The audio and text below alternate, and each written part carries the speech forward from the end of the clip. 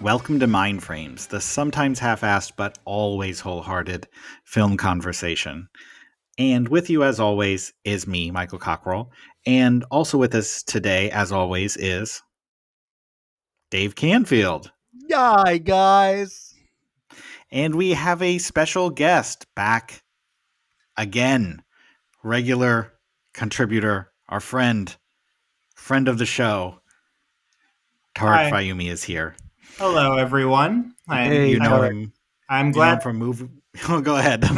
Well, I'm of course I am contributing regularly to movies with Tarek and also positively Naperville, and now recently part of Movie Archer. Not only do I cover some new releases, but also there I'm covering a lot of the Criterion releases and whatever restored media is making its way to print. So I try to keep physical media alive more with Movie Archer. Try to keep that consumerism going based on my thoughts I give when I watch something that comes to my mailbox so much, kind of thing.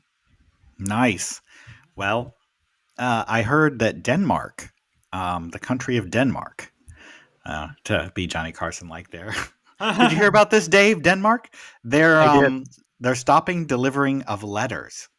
But What? I'm very glad that you continue to love your postal service. Yes, they no longer going to have letter delivery service. No more Still gonna letter have deliveries. But they're still gonna have packages, but letter is at least gone for now. well, and So this strange. Well, and have you heard about they're going to stop all, the countries aren't going to ship stuff over here anymore. There's a whole bunch of countries saying, yeah, we're not going to bother. well, if that's the case, I better overbuy souvenirs in London if London's going to stop delivering stuff to me. I don't know if they were on the list. I know France was going to be on the list, and there's a whole Oh, bunch of other All right, countries. we're getting off topic a little bit here, but today we're not here to talk about tariffs and mail. We're here to talk about a different kind of war. a war Yes, among a couple. Yes. we are here to discuss The Roses. It is the recent film by Jay Roach, the most recent film. Uh, Life seems easy for a picture perfect couple, Ivy and Theo, played by Olivia Colman and Benedict Cumberbatch, respectively. They're successful in their careers. They have a seemingly loving marriage, great kids, but beneath the facade of this supposed ideal life, there's a storm a brewing. At the same time, as you pointed out, Dave, that Theo's career nosedives hilariously, Ivy's own ambitions, nay, that very night, take off. A tinderbox of fierce competition and hidden resentment is thus ignited. The Roses, it's the reimagining of the 1989 classic film, The War of the Roses, which I've not seen, which it itself is based on the novel by Warren Adler. Thou read Jay, this very well. yeah. Would you say you like my little flair? I said thou readst this very well. Thank you. Jay Roach, I don't know if we've ever done a Jay Roach film on here before, Dave. No, we almost did Trumbo, but then Trumbo wasn't universally loved. I think we decided to go other places. That was a lot of biopics that year. Let's start with you, Tark. What's your history with Jay Roach? Jay Roach is one of those directors and filmmakers that I kind of have that I am slowly growing to really appreciate more because I feel in every film he does there is honestly a flow of appreciation, resentment, but then at this or power, but then at the same time the level of common ground that he creates with it is one that I find, tends to make sense or is realistic. Like speaking of how you mentioned Trumbo, what I was more big on because I would this had Bryan Cranston also. I never saw the play, but when he did, but in his production of the film All the Way, that was probably the most realistic film I've seen Jay Roach approach. Now, realism is his strong suit, but I love how with this one, he challenges realism among a couple. Like one is more accepting of how life is turning out despite how it wasn't how it worked out. But then the other side is completely resentful. But then at the same time, there's like that layer that he can create where he makes it more entertaining for his audience, because audiences and myself, I was able to sense in the performances of Olivia Colman and Benedict Cumberbatch that there is an underlying problem. But Roach's approach is very funny, but at the same time, one to be taken seriously, but not too seriously. It's one where you could go to the movies and still laugh about it while trying to measure the heights of the frustration that's gradually increasing. He's the master of gradual increasing and decreasing in this pattern of couples trying to trying to butt heads, honestly, in the roses, literally. He yeah, he has done a lot of different things. I think that's one of the interesting things about him as a director is his connection to the Austin Powers films, which are in the main very, very funny. Yeah, Meet the Parents, which I think it's kind of fashionable to hate on Meet the Parents. I thought Meet the Parents is very, very funny film with very lovable characters, kind of like Father of the Bride. If anybody remembers the old Martin Short, Steve Martin movie, um, and here he does some really interesting things with source material that's already been tackled on a big scale before. The original War of the Roses was done by Danny DeVito, and Danny DeVito did Throw Mama from the Train. He hell did Death to yes. Smoochie. He is no slouch when it comes to making people laugh and just knowing the mechanics of film. And he's going up against Michael Douglas and Kathleen Turner, sort of at the height of their popularity and I think ability. And he's got a cast to help him do it, and he tackles it. And we're going to talk about how he did. I definitely think of comedies when I think of Jay Roach and Austin Powers. He seems to. I haven't really seen his non-comedic work, so I've only seen Meet the Parents, all the Austin Powers. And I mainly think of him as a comedic force. But I know he's got more than that. I would say this is a dark comedy. It is a dark comedy. No Extremely objection there. dark. Yet again, Oh it yeah, sniffs out to be funny. So I think it does have some emotional depth to it. Not that Austin Powers and Meet the Parents don't, but the writer of this script is Tony McNamara, and he's probably bringing some gravitas. He's definitely a person who writes very funny things. He is the writer or co-writer, I think, unique writer for these two of The Favorite with Olivia Colman and Poor Things 2023, both of which we covered. So he does kind of write those off-kilter, dark comedies that are dialogue driven. So I think you can definitely feel his fingers on this script in that a lot of the scenes might a lot like the scenes in The Favorite or um, Poor Things, where they're just like long conversations that are kind of absurd. So great author. He got numerous awards and was nominated for an Oscar for The Favorite, the for writing the screenplay of The Favorite. And I think the thing that he's done that's closest to this, and I highly recommend this.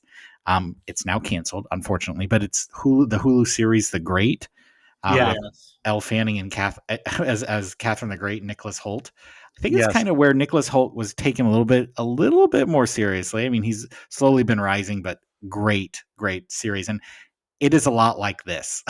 And looking at the pattern of the films of Jay Roach, like I'm tracing back here a little bit on a lot of his previous projects, going way back as to the earliest 2010. He just did like spitball comedies and then kind of kept gradually keeping it at that level, but then having it go political range.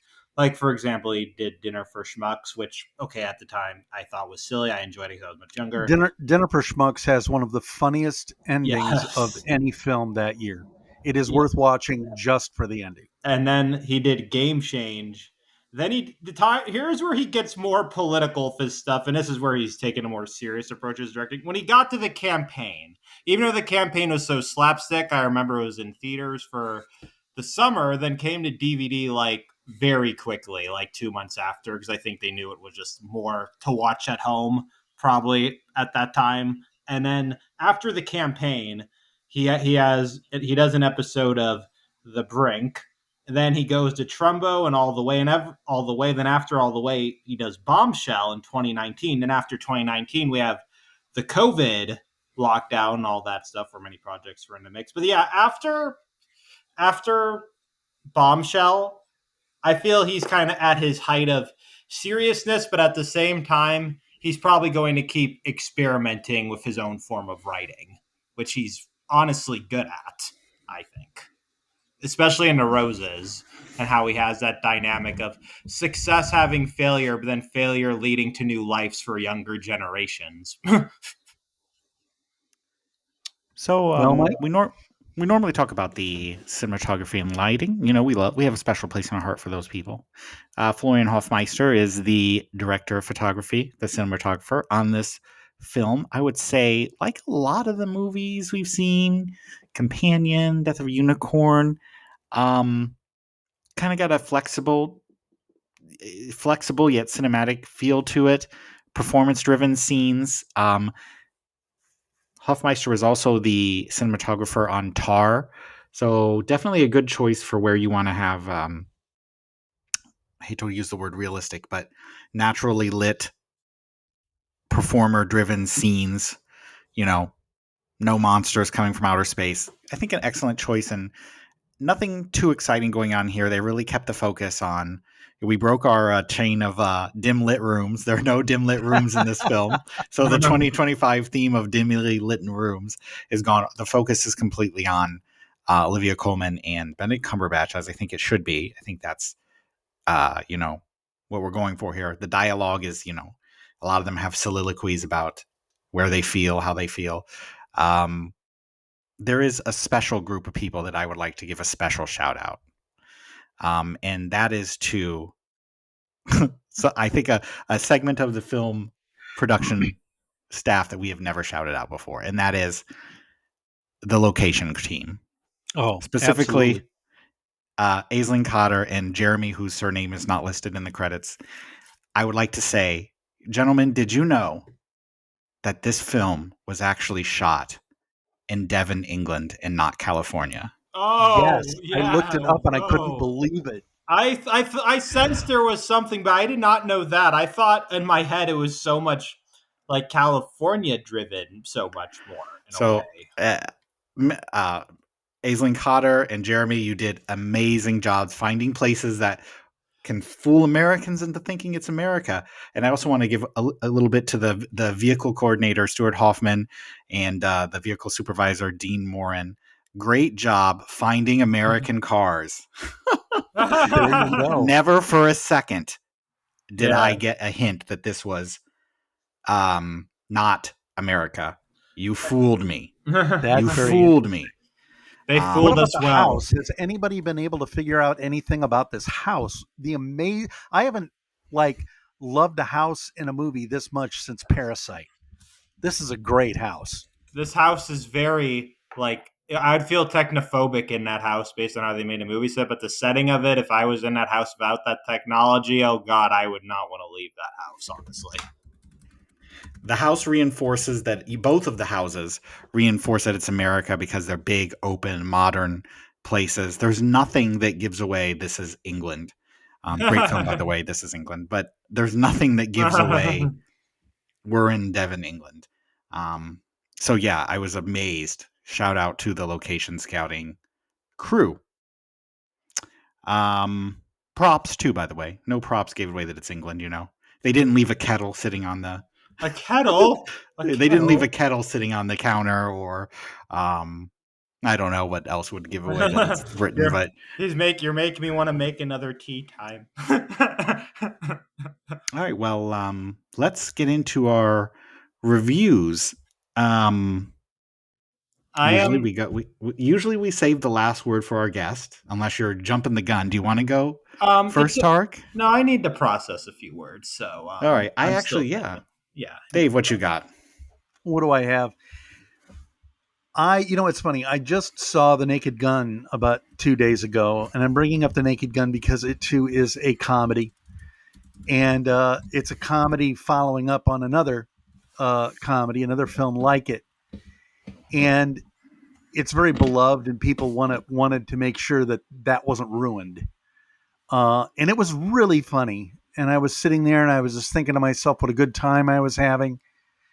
And this movie as well just sparkled for me. It's very dark. Um, and we're going to talk about the differences in the endings between the novel and the 1989 film and this film.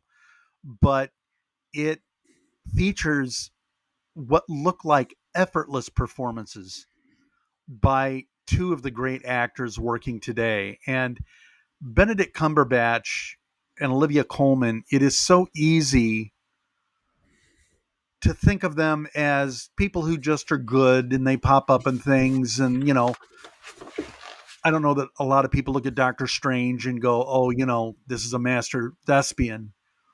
And then they do a movie like this where it completely lands on their shoulders and they have to make it seem very natural.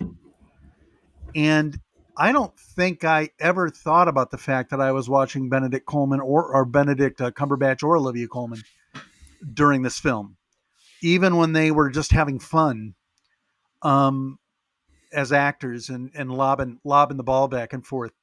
This is a marvelous film, and I hope it doesn't fly under the radar. It's very interesting because there are no teenagers really in it. There's a pair of kids, but that's not going to draw people to this movie. This is No. an adult movie. And, Andy Sandberg, Kate McKinnon. I think that it's really the question of, do we get those older audiences out to the movies these days? I wouldn't watch it on your honeymoon. That's the only other No. thing I would say about this movie. And if and honestly, as a disclaimer too, and now I'm just gonna say, also, if you're already, for couples out there or anyone, if there's any form of issues or disbelief, and now I say this with a kind heart, this film still may have triggering moments. They are lighthearted, but may not be for everyone. So just go with an open mind. But otherwise, if you can tolerate it, enjoy what Jay Roach enjoy the ride of drama hitting drama in its very entertaining way within the context of Roach himself. Honestly, So your review is that you liked it. pretty yes. I actually have a paragraph that I will share from my review, which is going to be up either tomorrow or the day after. I'm still kind of making edits. I'll read one of the paragraphs though, kind of thing. To elaborate, the film is one that I found classy. That is because I found myself thinking about what families disagree with, what parents may feel they are doing over their parenting skills. The format of the writing is trying to keep the peace mode, but gradually there is a mental ring of fire that boils the pot silently and ferociously. Lots of that is from Ivy, and that's because her kids thrive on what their dad has taught them. Competitive life is like a life of cutting sharper knives for the Rose family and the Roses. Well, okay. Mike, that Yes. leaves you. Yes. I this film is getting mixed reviews, and it's a little surprising to me. Maybe your influence is rubbing off on me, Dave. Maybe slowly I will begin to love every movie too. I wonder also, this was one of those titles. I even remember at our press screening, walking out, speaking among other critic colleagues, some were just like, why couldn't I have just gotten a link for that movie kind of thing? And I completely Hmm. understand why they may feel that way. That's also, I think, partially who stars in the film and also the studio in and of itself. I kind of had a feeling they would not be giving us links to this movie, honestly. You know? So Well, of Mike, the this is review, your review, so yeah, Sorry. normally we don't. I'm not. I won't scold our guests. Normally we don't interrupt each other, but I'm sorry. No, we're that's all a. friends here. We're all friends and colleagues. We're I think critics. a lot of what I read, people were saying that the characters are not likable. They're selfish, egomaniacal. The Daily Beast said that. The Guardian, Peter Bradshaw in The Guardian, said that the characters aren't emotionally authentic enough to really ever feel their hate for each other. So there is that. And I totally disagree with that. yes. I definitely feel like there are people this selfish, this egotistical floating around in the world. I think we kind of live in a sea of selfish, egotistical people, and Hell yes. these characters were totally um, believable to me. I think there were elements where I was like kind of starting to say, well, this is getting out of the realm of the possibility. Like the dialogue is very weighted. I'll use that word, but I think it's a piece of satire. Everything's over the top. The people are over the top. The situation's over the top. I think the acting is impeccable. You can, even though both of these people really are quite horrible, you can actually kind of root for both of them. And I think the core theme, which we're going to talk about as our theme today, of ambition and toxic competition, especially in a relationship, especially in a marriage, really is interesting enough to keep me going. And it's just incredibly funny, incredibly charismatic leads that can deliver humor and drama at the same time in incredibly awkward situations. Um, I think the supporting characters were a little distracting. I felt them underdeveloped. There are just so many supporting characters in this film that just seem to not have enough to do. We talked about Andy Samberg and Kate McKinnon, but when you start getting down the list, like Sunita Manny is in this, who was in Death of a Unicorn reviewed earlier. She plays the scientist in That's Death of a right. Unicorn, and it's like that's where really, or the waiter. There are a lot of characters in this film that don't have a lot of development, which is interesting and a little distracting. I think that could have been tightened up a little bit. I don't find it mean spirited at all. It is a black comedy, and if you see them as horrible people who kind of are just struggling to find meaning in their lives, I think you'll come away with a lot more charitable view of the situation. But if you're going in looking for Marriage Story, this is not Marriage Story. This is a story of two selfish people who maybe you can laugh along the way Oh, to the oh, to the garbage dump. this has 10 times more uplifting moments than Marriage Story has, honestly. I'm sorry, but Marriage Story was intended to be more realistic, I think. Yeah. and it does a good job with realistic, and so does the Roses. But it's just the level of tolerance of the characterizations of the Roses is what sold me with it, and I wonder if that's where its mixed reviews are coming from, because it's almost like Roach is trying to kind of like play with his audience a bit when you kind of notice the dynamic a little bit, kind of thing. It's almost like he's trying to create that pattern, being like this is like something of what reality is in many cases. And it probably is, honestly.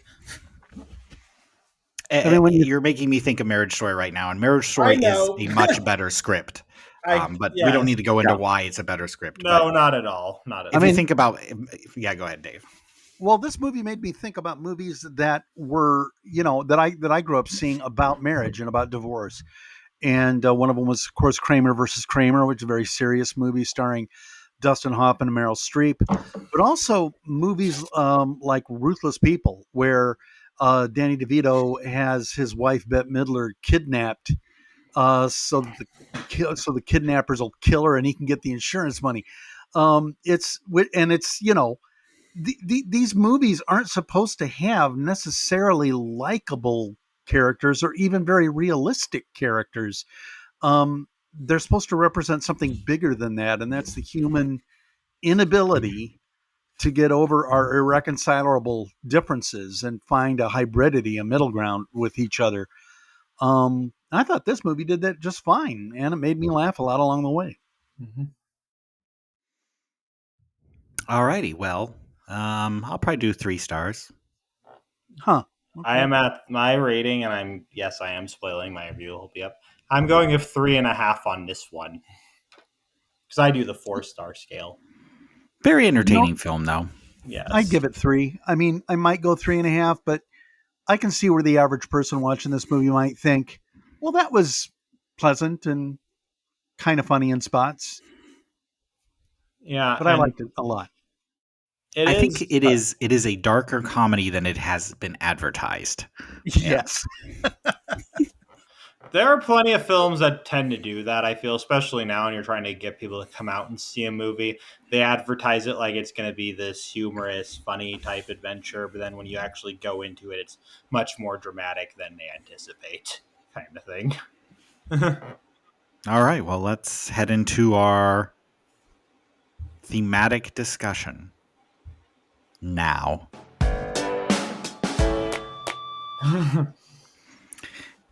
You know,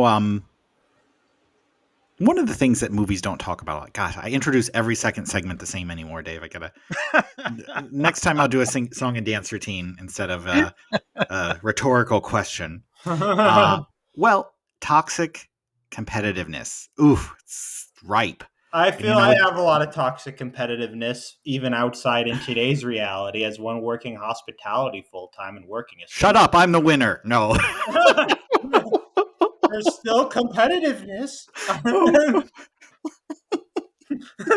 Game on. That's okay. It's okay.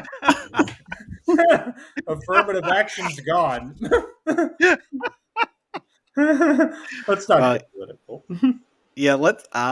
Yeah, that's definitely out in the world. You think you've got toxic competitive traits, Tarek? In some cases, a lot of times I'm one of those people where what frustrates me many times, and I don't want to get that into it, but I'm going to give you an example.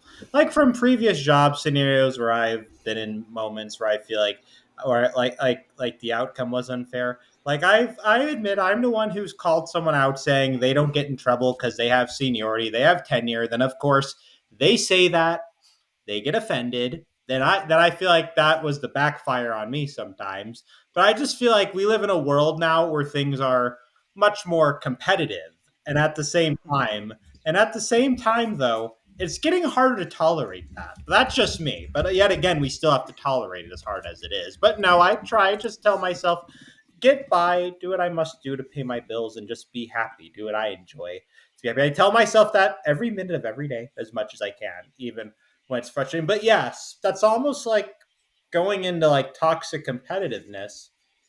What I kind of feel with the roses is it transitions like with how one as a career flaw, but then finds meaning by by providing his kids enrichment where his wife's the breadwinner. It's almost like toxic competitiveness is coming around from one being bored of being the main winner of everything. It's almost like they feel like they're the provider, but then they don't want to feel like they're the provider anymore, even though they have to be. But it's more the bigger picture of how they envision life hits a plateau in the roses, and then the outcome of it is where the toxic competitiveness is hidden, but you could tell they just want to box each other over it. Literally. Hmm. Literally. Mm-hmm. Very deep, I know. Very deep. So the original premise of their couplehood seemed to be they're both willing to take risks, Yeah. right? Uh-huh. They take a risk and they move to America forever. And it's really he's kind of it's almost maybe that's supposed to be foreshadowing. This is the first time I've thought about this, but they don't go with his balconies in the first scene, right? And Yep. he's an architect, and he goes in the kitchen, and she's working there, and they have both disgustingly been de-aged by CGI. For the love of God. Anyway, so they go in the kitchen. She's like, come with me to America. So even then, maybe that's a little bit of the foreshadowing that she's going to be carrying him along. But it seems like they're both competitive, ambitious people, and it's like you said, Dave, they kind of have go in opposite directions. One's ego pretty much destroys them. Let's talk about that. Let's before we make that assumption, let's see where you guys are at with that. The Well, sale, was that because of his ego? okay. We open on his character when he's in a meeting, right? And he's the guy in the meeting that is there to say, well, yeah, we can do that. If you want to strip every bit of humanity and soul out of my precious creation, that would be absolutely fine. Like he's the precious artiste. And you kind of get the feeling that maybe getting knocked down a peg wouldn't be the worst thing in the world to happen to him. Of course, much more than that ends up happening to him.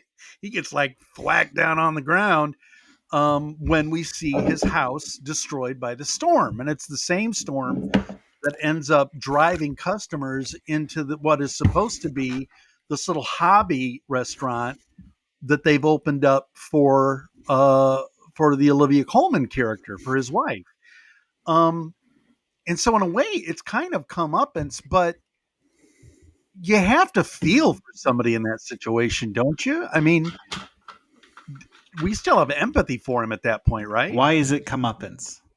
And first, a minor correction: it is not the house that gets destroyed; it is a museum. Yeah, Um, yeah, you're right. Yeah. but Why why is do it you feel like comeuppance? Hmm. I think it's what is comeuppance. it? What is it, Dave? He has a dream, and you just can't stand that. No, it's because no, and that's great. I love that you asked it that way. That was awesome. No, it's Clever, that clever. it's so obviously a character flaw, an inability to present oneself in the world as a voice, as part of a group, um, without sarcasm and self importance, and it's probably not good for him, and it's definitely not good for everybody else, as is evidenced by the building collapsing because of the mistakes he made. Um, so I guess comeuppance to me, it's just sort of one of those weird things where what goes around comes around. You pour your character flaws out into the world, and then uh, you find out that you weren't as strong or smart or great as you thought you were. It's and also just with like the character flaws and whatnot. I just love how like even in the career wise of the film, won't give away much spoilers, but career wise, it's like one is thriving, like one originally thrived in the architect world, and it's almost like stay at home dad mode he finds rewarding, while his wife really pushes it in the whole culinary scene. But then I just love how like there's that theme where money and fame truly does not buy someone happiness. That is the one thing about the roses that I feel shows, or even though they have everything that may look so amazing, whether it's a fancy AI house or fancy cars, new fancy technologies, kids that are successful, a lot of wealth may be there, but that does not buy anyone happiness. Because if it did, Mm. then why is this outcome happy? It's because of how they mentally feel where they stand, not because of their finances, but because of where they mentally feel. And I think there's that huge thing where Roach can have that question be in circles for the audience, be like, is he happy? Is she happy? Are the kids happy? Who's will there ever be a change in their pattern? Will there be a change in their career? Because in the end, it's almost like everything's like in circles of a bipolar mode, trying to find common ground, but instead it's all about one toppling over the other, feeling like they're more successful in their own quiet, egotistical narrative. Yes. Mm-hmm. Mm-hmm. I think where do they go wrong? They don't celebrate each other's No, successes. no, Um, never, yeah, never. it does seem like Olivia Colman's character does expect him to do more as she becomes more successful, and he doesn't necessarily grow in respect for her achievements as she goes. So they're not really growing together. They're kind of going in Yeah. different directions. There's definitely gender roles are coming into context into the situation here with Theo perhaps feels like he is fulfilling the roles of the female where he saw himself as the male in the relationship. So that definitely is some salt in the wound there. um I mean, I was I reading this Yeah. thing with Jeffrey Dean Morgan and his wife. Jeffrey Dean Morgan's famous for The Walking Dead, among other things. And he, like many people in Hollywood, made a decision to have a house on a farm. And so his work is calling him out constantly, but then he's coming home, and he's coming home to something where everyone on that homestead has to work together to make it work. And here, it's almost as if they forget that their ambitions should be secondary to their family, should be secondary to their marriage, that there's nothing wrong with them, but a big fancy award-winning house and a book deal and a TV deal are not going to make up for, like you said, the growing apart they're going to do. Yes. And they just can't let it go. They're not operating as a team. This is all right. This is getting into my own. They do not like each other. They're competitive in a way where they shouldn't be. He wants to build a house, but she has to pay for it. The house is going to be completely designed by him, but there's going to be a stove right in the middle that she picks out. He's going to give her he's going to make her feel guilty about running the crab business. He turns the children into something else, and we can talk about the children a little bit too. They're very, very interesting. Yeah. Very, very interesting choice in the script. But it's a They are. satire of our modern success culture where nothing is everything enough, where it's like, you can only win by pushing others down. And I They are really do kind of think that's being privileged. promoted. Yeah, that's being promoted in our society, and The Roses is attempting to reflect that back to us. Those kids are privileged in a positive way, but then not so positive for the parents' dynamic. Let's just say that. Well, let's talk about the kids. And Yeah. people are a Yeah. little weirded out.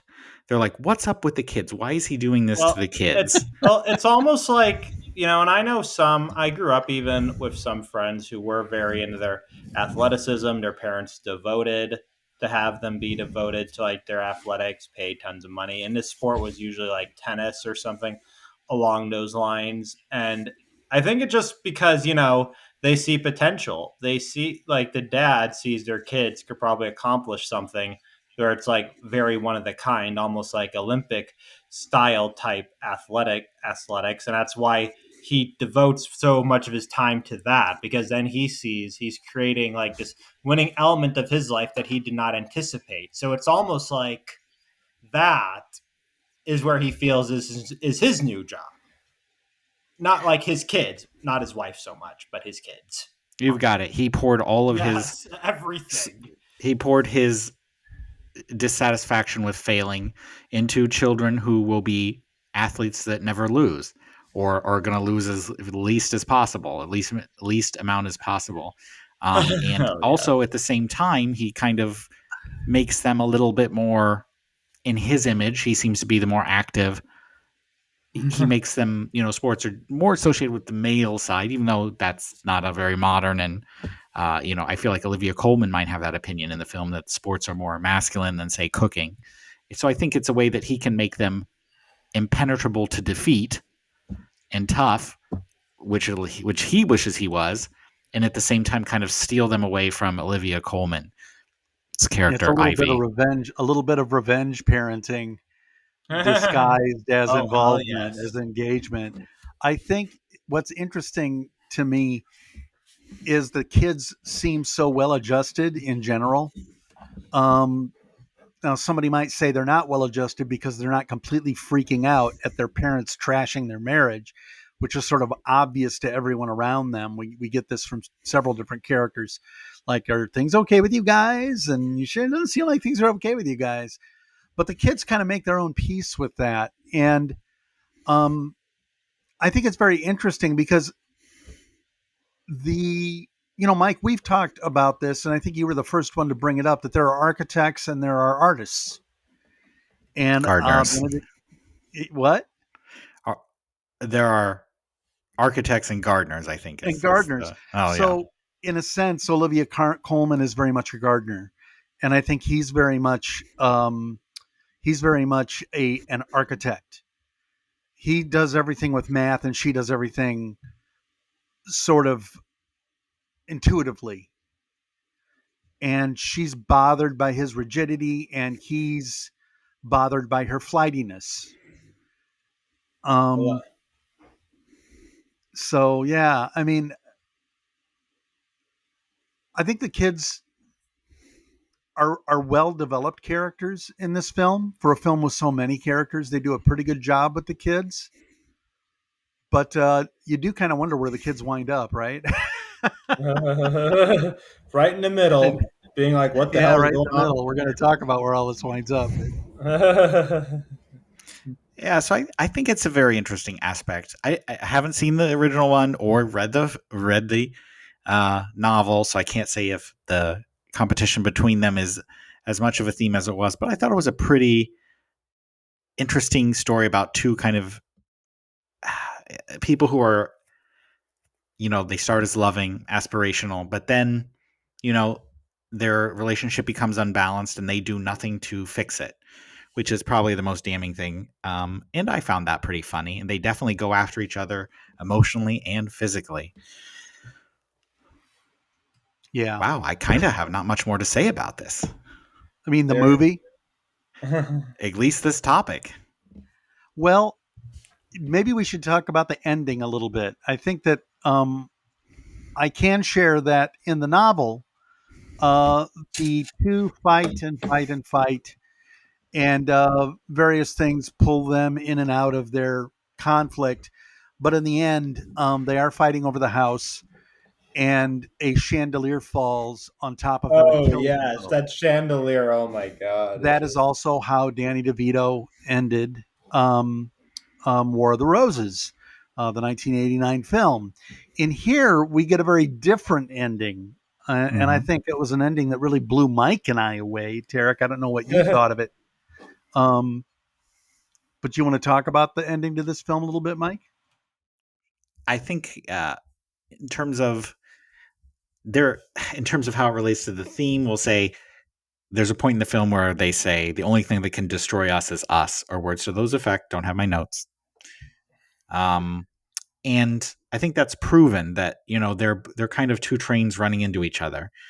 To me, I think it's a kind of like a Greek tragedy in the way it ends, and when it kind of ends the only way I think it could end.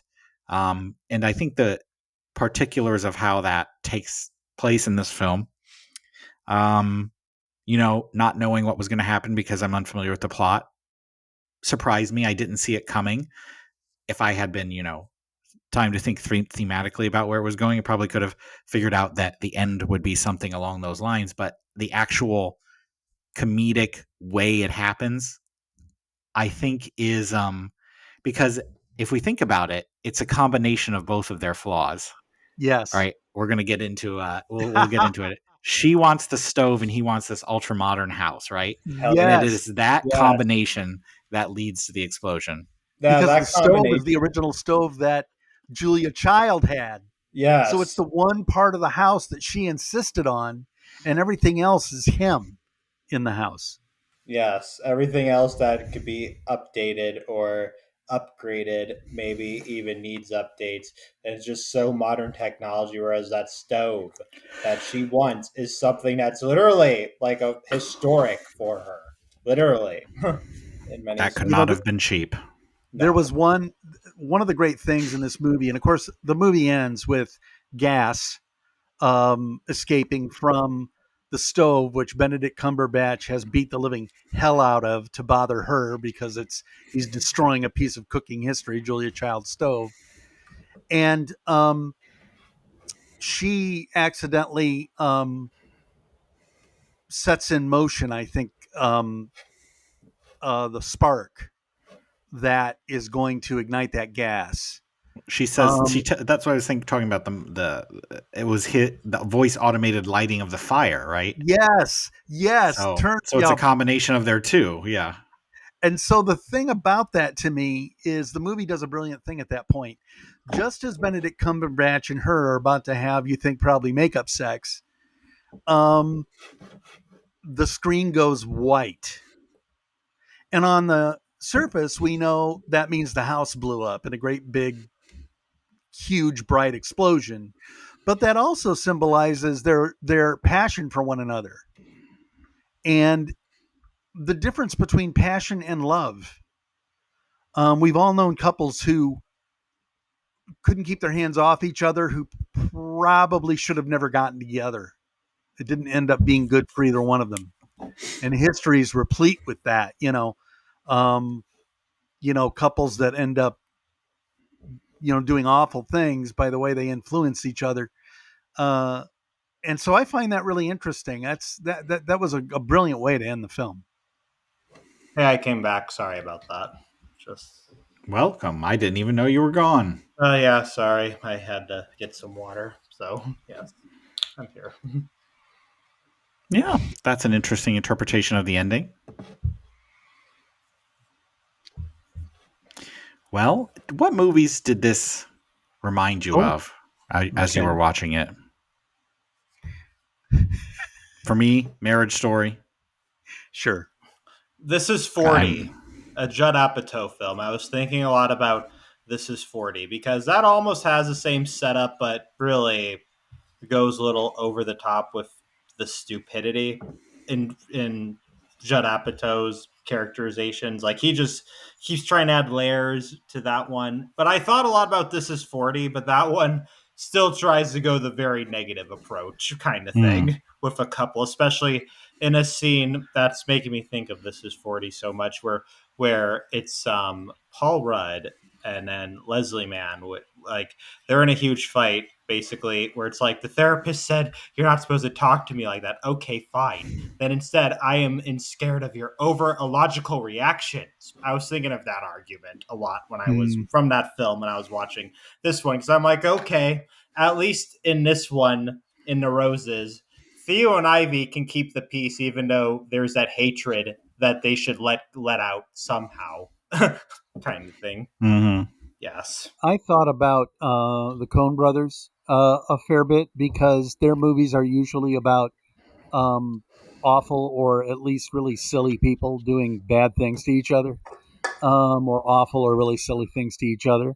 And I think that this movie had that kind of animosity, that humorous animosity to it. But I also want to go back to that film I mentioned earlier, Ruthless People.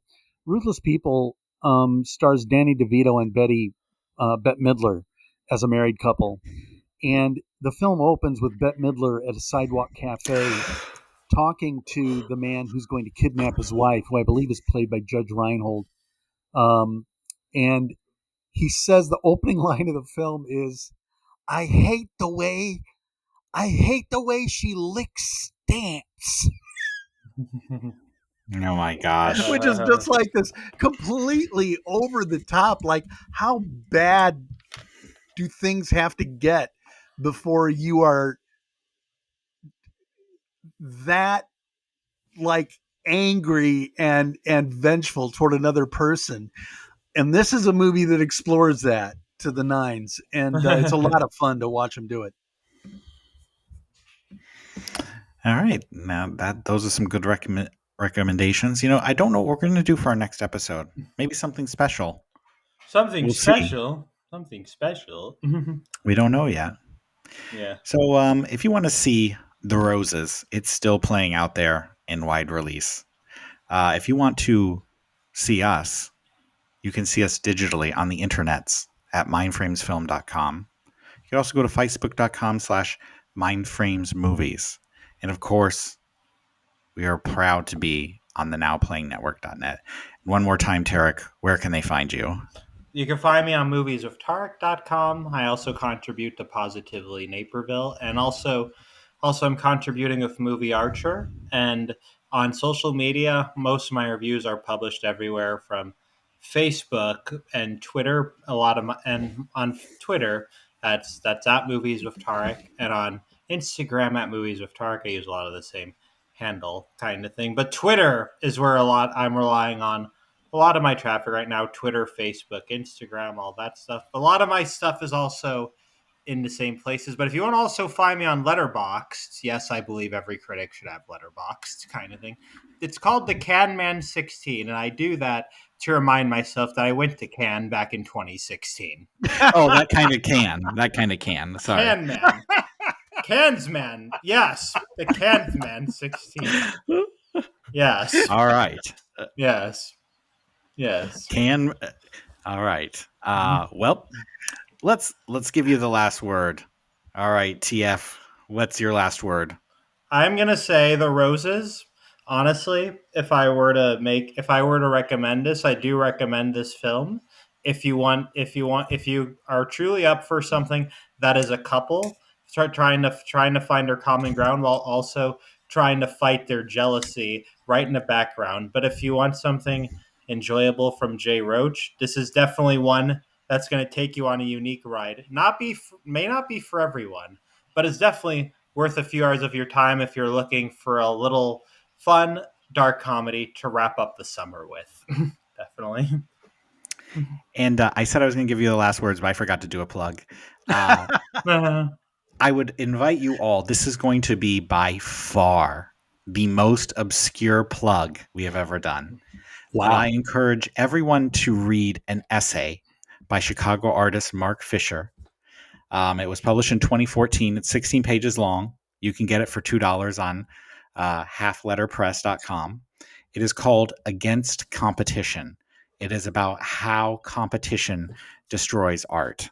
I forgot to plug that earlier, and it is a great Chicago masterpiece that came out about 10 years ago. Nice, Mike. Yeah, that is the most random plug you're ever going to get. Uh, You want another last word, Tark? I'm just gonna also say, with even what came to my mind so much a lot with the roses I is stole his last word, Dave. He gets another one. I'm gonna say the I don't mean any offense to this, but this is just for humor. The Roses presents. This is from my notes when we were at our screening. The Roses presents a midlife crisis dynamic trying to reassess. However, the part of reassess keeps needing edits. Yes. I have a last word. Okay. Sure, go ahead. Moist. All right. Moist like that delicious Now I want architecture, Kate. now I want cookies. Do you guys like raspberries? Kind of. Yeah. I love them. All right. Thank you for that's listening. right.